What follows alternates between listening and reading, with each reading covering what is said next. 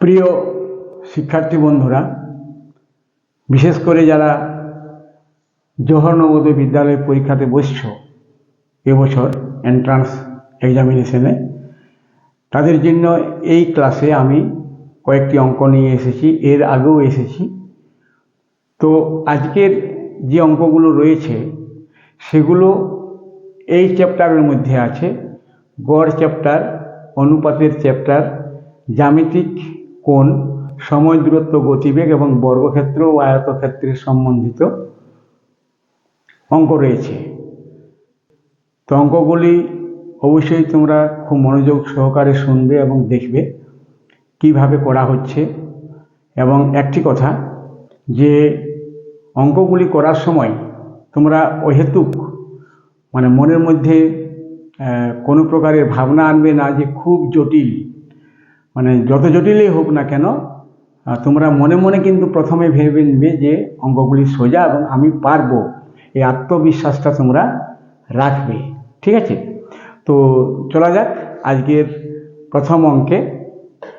দেখো, প্রথম অঙ্কে বলা হয়েছে যে 95 ডিগ্রি কোণটি হলো সরল কোণ, না সূক্ষ্ম কোণ, না স্থূল কোণ, না সমকোণ।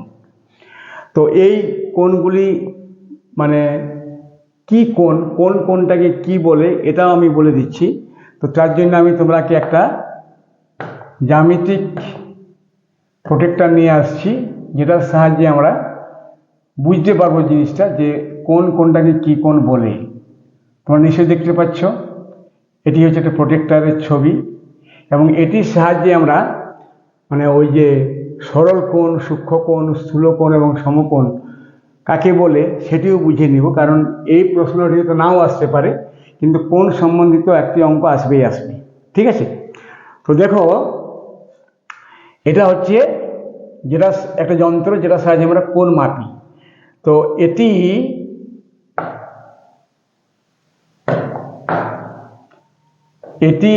এখন 0 ডিগ্রিতে আছে, এখানে 0 আছে। এটাকে যদি আস্তে আস্তে বাড়ানো যায়, তাহলে আস্তে আস্তে কোণটা বাড়ছে, ঠিক আছে?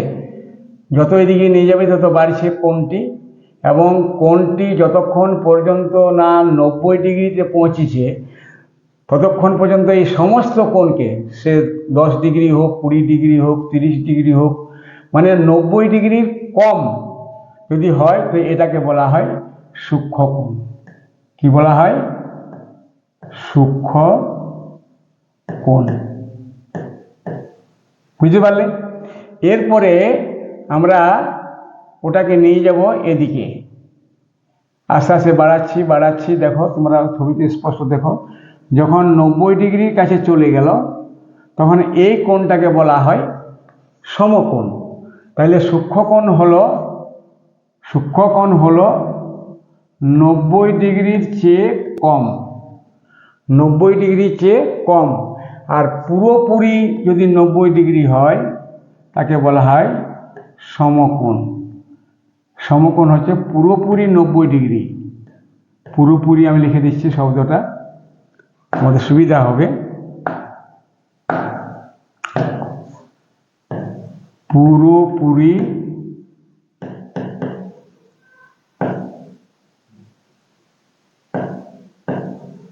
পুরোপুরি 90 ডিগ্রি।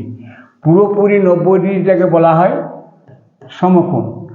এরপরে যখন আমরা 90 ডিগ্রি থেকে এদিকে নিয়ে আসব, 90 ডিগ্রি চেয়ে বেশি হয়ে গেল, তো 90 ডিগ্রি চেয়ে যখন বেশি হলো তখন এর নাম হবে স্থূল কোণ। স্থূল কোণ। তাহলে স্থূল কোণের মান হচ্ছে 90 ডিগ্রির চেয়ে বেশি। স্থূল কোণের মান হচ্ছে 90 ডিগ্রির চেয়ে বেশি, ঠিক আছে?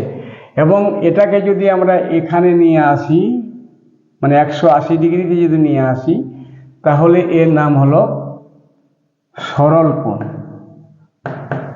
সরল কোণ, এটাকে বলা হয় সরল কোণ। এবং এটা পুরোপুরি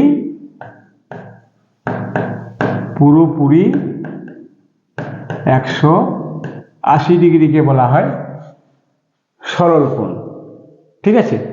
তাহলে এখন এই যে সরল কোণ না সূক্ষ্ম কোণ না স্থূল কোণ না সমকোণ, এই 95 ডিগ্রিটাকে তাহলে কি কোণ কোণের মধ্যে পড়ছে না 95 ডিগ্রিটা পড়ছে 90 ডিগ্রি থেকে বেশি। তাহলে যদি বেশি হয় তাহলে সেটা হবে কি স্থূল কোণ। অতএব স্থূল কোণ কোথায় আছে? অপশন সিটাই হবে এর সঠিক উত্তর। ঠিক আছে, তাহলে এরপরে আমরা চলে যাচ্ছি পরের অঙ্কতে। পরের অঙ্কতে বলা হয়েছে যে 1988 সালের ফেব্রুয়ারি মাসে কোনো ব্যক্তির মোট আয় 733 টাকা 70 পয়সা, পরের মাসেও যদি তার প্রতিদিনের গড় আয় একই থাকে তবে ওই মাসে তার মোট আয় কত হবে? এখন এই অঙ্কটি করার আগে তোমাদের একটা কথা জানতে হবে যে লিপ ইয়ার বা অধিবর্ষ এবং সাধারণ বর্ষ, মানে কোন বর্ষকে অধিবর্ষ বলে বা লিপ ইয়ার বলে এবং কোন বর্ষকে সাধারণ বর্ষ বলে।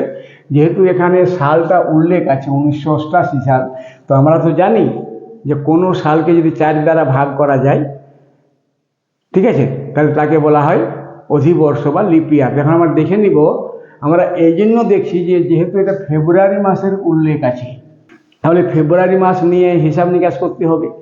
তাহলে এই 1988কে আমরা দেখে নিব যে লিপ ইয়ার বটে কি না। তাহলে আমরা যদি 1988কে যদি আমরা 4 দ্বারা ভাগ করে দিই তাহলে কত পাচ্ছি দেখো, 4 4 16, 3 8, 4 9 36, 2 28, 4 7 28। হ্যাঁ, 1988 কিন্তু লিপ ইয়ার বা অধিবর্ষ।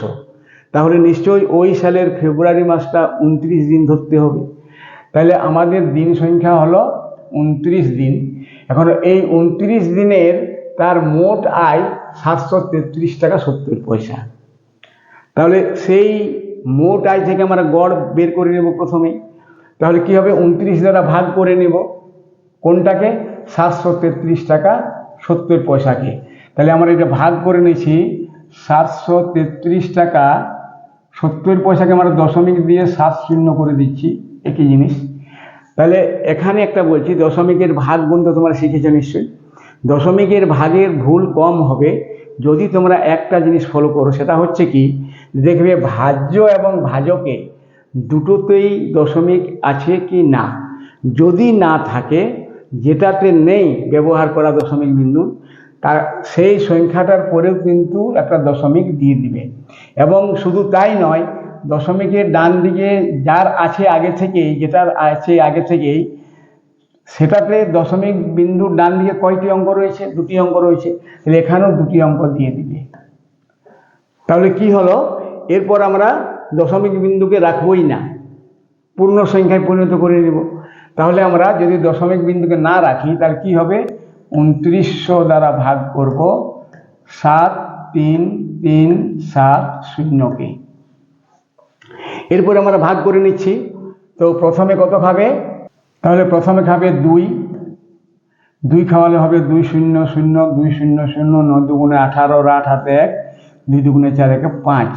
এরপরে বিয়োগ করে দাও, বিয়োগ হবে 7 3 8 কত 13, 5 13 হাতে থাকে 1 6 1 7, নেমে গেল 0।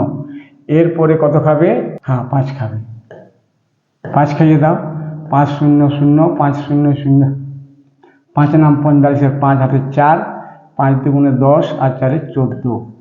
এরপর আবার বিয়োগ করো, 0 7 8 13 হাতে 1। এরপরে দেখো আর তো নামার কিছু নেই, অতএব এখানে দশমিক দিয়ে দাও, দশমিক দিলে একটা 0 পাওয়া যাবে। এরপরে কত খাবে? 3 খাইয়ে দাও, 3 3 0 0 3 0 0, 3 নাম 27, 7 হাতে 2, 3 দুগুণে 6 2 8। তাহলে 25.3। এখন দশমিকের যেহেতু টাকা পয়সার অঙ্ক, অতএব দশমিকের ডান দিকে তোমাদের 2টি অঙ্ক করে নিতে হবে। একটা 0 বসিয়ে 2টি অঙ্ক করে দাও। তাহলে কত হলো? 25 টাকা 30 পয়সা। মানে তার গড় আয় ফেব্রুয়ারি মাসের আয় ছিল 25 টাকা 30 পয়সা। তাহলে ওই মাসে মানে কোনটা? পরের মাসে। এখানে লেখা আছে পরের মাসে। পরের মাসেও যদি তার প্রতিদিনের গড় তো ওই 25 টাকা 30 পয়সায় থাকবে। তাহলে পরের মাস মানে ফেব্রুয়ারি মাসের পর হয় মার্চ মাস, এবং মার্চ মাসটা হয় ওটা একটা নিয়ম আছে, তোমরা হাতের মুঠিটা ধরে নেবে এবং এখানে যদি তুমি শুরু করো January, February, March, April, May, June, July, August, September, October, November, December, তাহলে যদি উঁচুতে পড়ছে যে মাসগুলো সেগুলো হবে 31 দিনের, আর নিচুতে পড়লে হবে 30 দিনের। ঠিক আছে, তাহলে সেই অনুসারে জানুয়ারি, ফেব্রুয়ারি, মার্চ, তাহলে 31 দিনের হচ্ছে। তাহলে 31 দ্বারা গুণ করে দিলে তোমার উত্তরটা পাওয়া যাবে।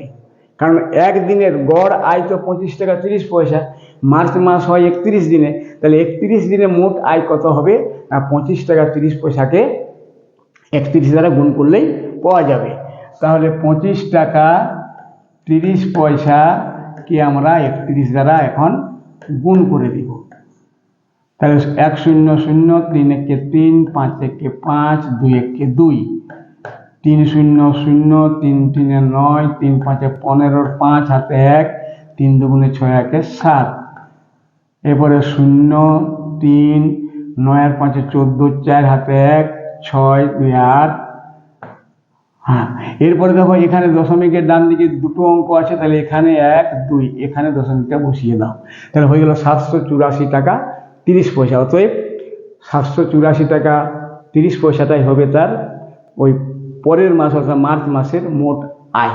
তাহলে 784 টাকা 30 পয়সা মানে বি অপশনটাই সঠিক উত্তর।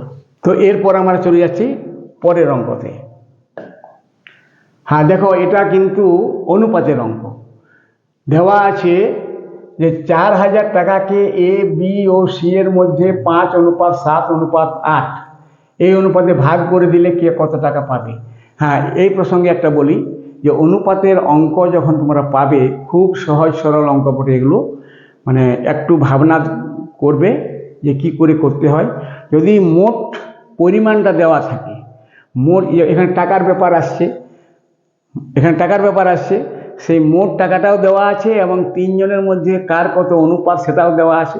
আর অনুপাত মানে একটা জিনিস আমি বুঝিয়ে দিচ্ছি, যেমন এখানে আছে মোট টাকাটা কত আছে, মোট টাকা সমান আছে 4000 টাকা, 4000 টাকা। আর কতজনের মধ্যে ভাগ করে দিতে হবে, 3 জন। কে কে? এ, বি আর সি।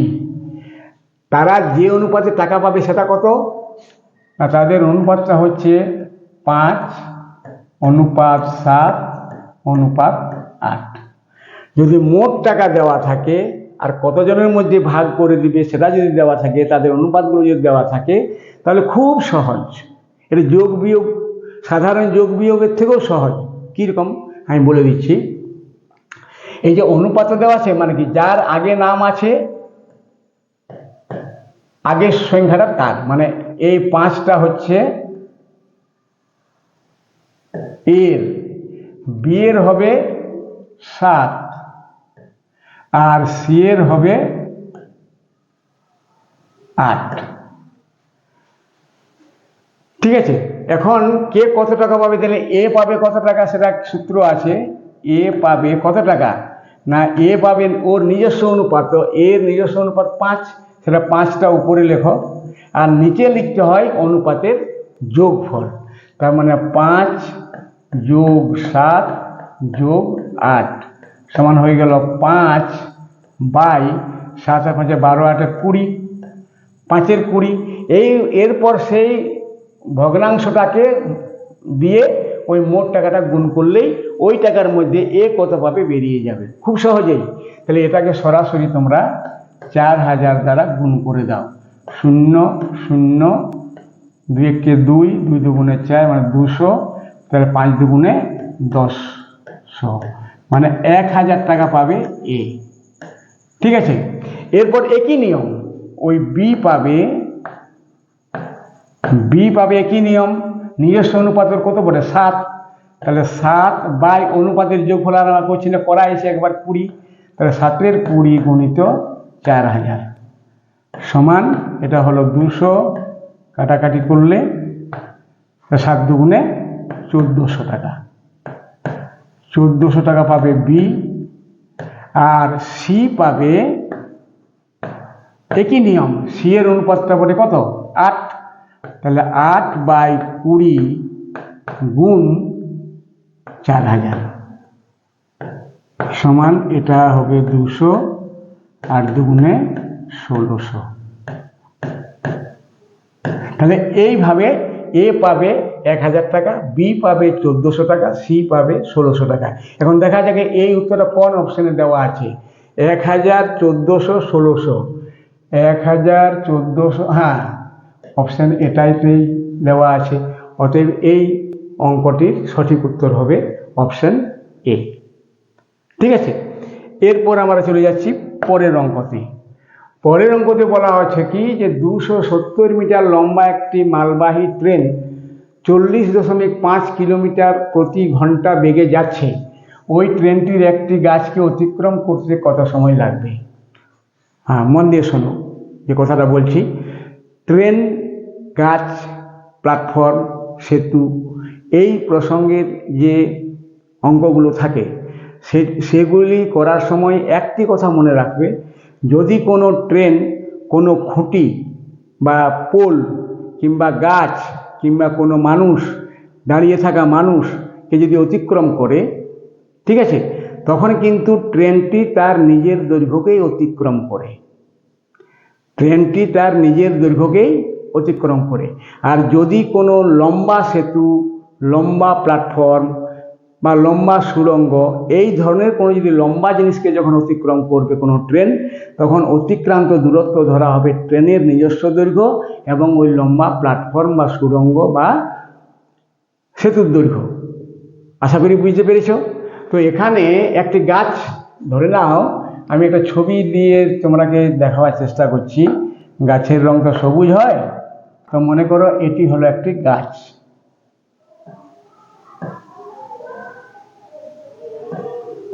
এটি হলো একটি গাছ,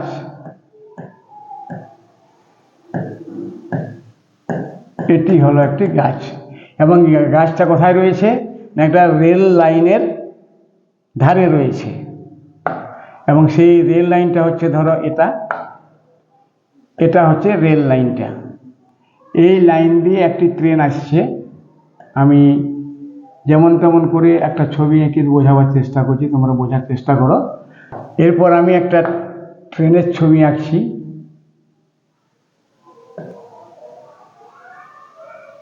এই ট্রেনটি গাছটিকে অতিক্রম করবে।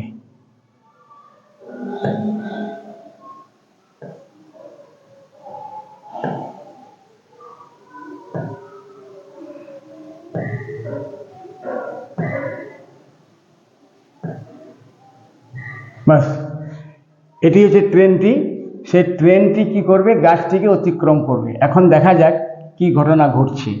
আমি ট্রেনটিকে চালিয়ে দিচ্ছি এবং চালানোর পর দেখা যাক কি হয়।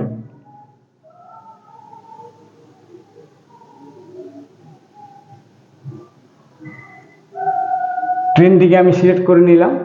এরপর আমি ট্রেনটিকে চালাবো। ঠিক আছে, তো এখন এই ট্রেনটির তো দেওয়া আছে 270 মিটার। ট্রেনটির দৈর্ঘ্য কত দেওয়া আছে? 270 মিটার। 270 মিটার ট্রেনটি লম্বা। এখন এরপর আমরা ট্রেনটিকে চালিয়ে নেব।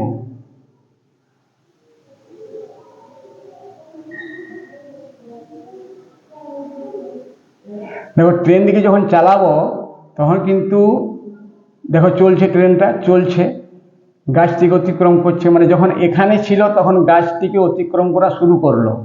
ঠিক আছে, এরপরে যখন ট্রেনটি যাচ্ছে যাচ্ছে যাচ্ছে যাচ্ছে যাচ্ছে যাচ্ছে যাচ্ছে যাচ্ছে যাচ্ছে, যখন লাস্টের বগিটা যখন গাছটিকে অতিক্রম করলো, তখন কিন্তু তার ওই গাছটিকে অতিক্রম করা শেষ হলো। তাহলে আমরা বুঝতে পারলাম যে কোনো ট্রেন যখন কোনো গাছকে, কোনো পোলকে, কোনো দাঁড়িয়ে থাকা মানুষকে অতিক্রম করে, তখন তার অর্থ হলো ট্রেনটি তার নিজের দৈর্ঘ্যকে অতিক্রম করে। ঠিক আছে, তোমরা তো বুঝে গেলে যে ট্রেনটি গাছকে অতিক্রম করছে মানে নিজের দৈর্ঘ্য অতিক্রম করছে, এবং তার গতিবেগও দেওয়া আছে 40.5 কিলোমিটার প্রতি ঘন্টা। আর ট্রেনটির যে লম্বা বা দৈর্ঘ্য সেটা আছে মিটারে। এখন তোমাদের আরেকটা কাজ করতে হবে, সেটা হচ্ছে কি, ওই যে গতিবেগ কিলোমিটার প্রতি ঘন্টা আছে সেটাকে মিটার প্রতি সেকেন্ডে করে নাও, মিটার প্রতি সেকেন্ডে। তাহলে আমরা এখন এবারে অঙ্কটা এইভাবে করছি যে অতিক্রান্ত দূরত্ব, অতিক্রান্ত দূরত্ব সমান কত হবে বলো? নিশ্চয়ই হবে 270 মিটার, 270 মিটার। এরপর গতিবেগটা আমরা কি করে নেব? মিটার প্রতি সেকেন্ড। তাহলে গতিবেগটা হবে 40.5 কিলোমিটার। তাহলে মিটারে কত হবে? 40,500 মিটার। আর প্রতি 1 ঘন্টাকে আমরা সেকেন্ড করে নেব, তাহলে 1 ঘন্টা সমান 3600 সেকেন্ড। তাহলে এখানে হবে 3600 সেকেন্ড। তাহলে গতিবেগ হলো ট্রেনটির 40,500 মিটার প্রতি 3600 সেকেন্ড। মানে আমরা এটাকে সহজভাবে বলতে পারি যে 40,500 মিটার অতিক্রম করতে ট্রেনটির সময় লাগে 3600 সেকেন্ড। তাহলে সেই হিসাব অনুযায়ী ট্রেনটিকে তো অতিক্রম করতে হবে 270 মিটার।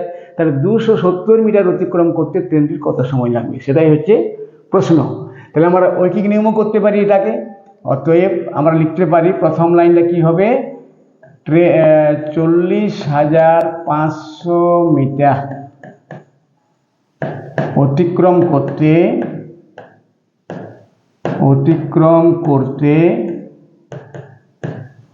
সময় লাগে কত? 3600 সেকেন্ড। 3600 সেকেন্ড, ঠিক আছে। তাহলে 1 মিটার অতিক্রম করতে সময় নিশ্চয়ই কম লাগবে। তাহলে কত হবে? সময় লাগে সমান 3600 বাই 40,500। অতএব কি 270 মিটার অতিক্রম করতে সময় লাগবে কত? ওই 3600 বাই 40,500 গুণ 270। সময়টা কাটাকাটি করে দেখে নাও কত উত্তর হচ্ছে। তো এখানে 2টা শূন্য কেটে দাও, 2টা শূন্য কেটে গেল। এরপর 9 দ্বারা কেটে দাও। তাহলে 9 দ্বারা কাটলে হবে 4 নাম 36, 4 5 9 45, আর এটা 9 দ্বারা কাটলে 30 হলো। এরপর আবার 45কে 15 দ্বারা কেটে দাও, 3 15 45, 15 দুগুণে 30। আবার এটাকে কেটে দাও, 3 12 36। তাহলে হবে কত? 12 দুগুণে 24 সমান হয়ে গেল 24 সেকেন্ড। 24 সেকেন্ড সময় লাগবে। অর্থাৎ ট্রেনটি ওই গাছটিকে অতিক্রম করতে সময় নেবে 24 সেকেন্ড। তাহলে এটাই হলো উত্তর সি, অপশন সি, ঠিক আছে। এরপর আমরা চলে যাচ্ছি পরের অঙ্কতে, মানে আজকের ক্লাসের শেষ অঙ্কতে।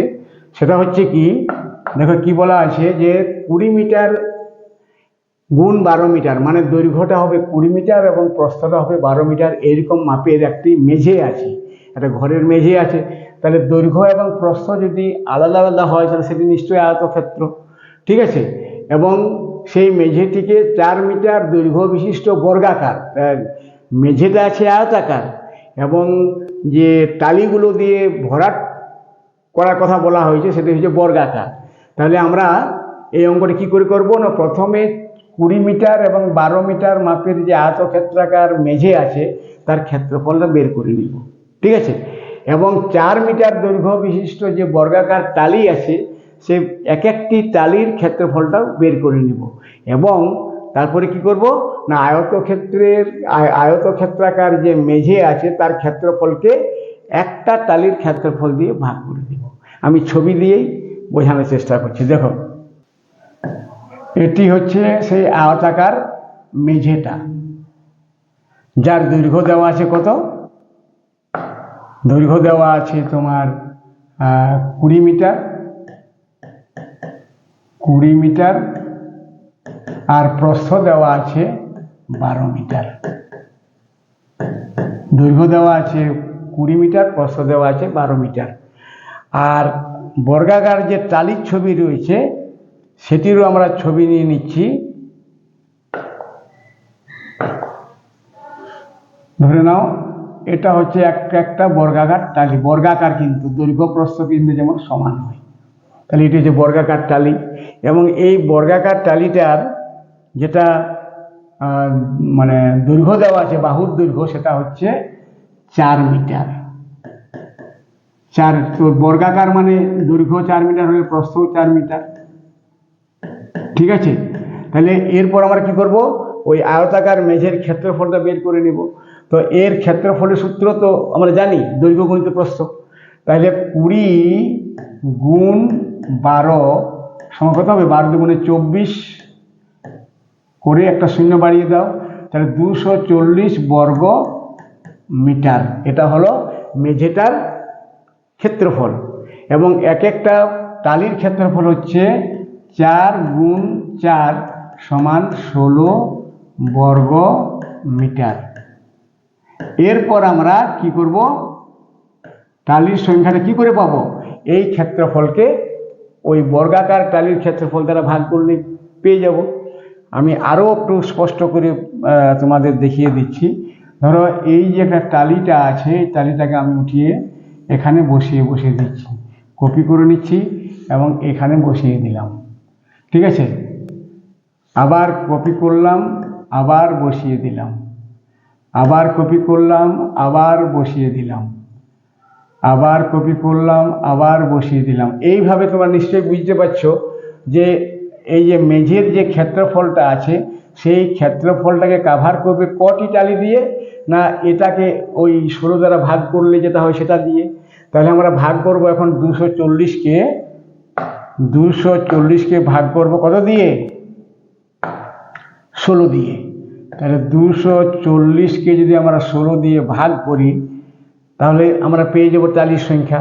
তাহলে এখানে 4 দ্বারা কেটে দাও, 4 4 16, 4 ছক 24, 0, 4 15 60, সংখ্যা হলো 15টি টাইল দিয়ে সেই মেঝেটাকে ভরাট করা যাবে।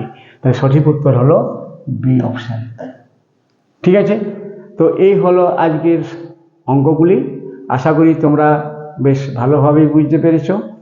যদি বুঝতে পারছো, ঠিক আছে, তাহলে অবশ্যই ভিডিওগুলো তোমরা লাইক শেয়ার করে দিবে। আর এই রকমের অঙ্ক মানে পরীক্ষার আগের দিন পর্যন্ত যদি তোমরা যদি পেতে চাও, নিশ্চয়ই পেতে চাও, তোমরা যেহেতু মানে পরীক্ষায় বসছো, তাই আশা করছি তোমরা নিশ্চয়ই মন নিয়ে এই ভিডিওগুলো দেখছো। তাহলে এরকমের ভিডিও দেখার জন্য তোমরা অবশ্যই চ্যানেলটিকে সাবস্ক্রাইব করে রাখবে। ঠিক আছে, তো আজ আর কিছু বলছি না, আজকে এখানে শেষ করছি। দেখা হচ্ছে পরের ভিডিওতে। সবাই ভালো থেকো, সুস্থ থেকো, ধন্যবাদ।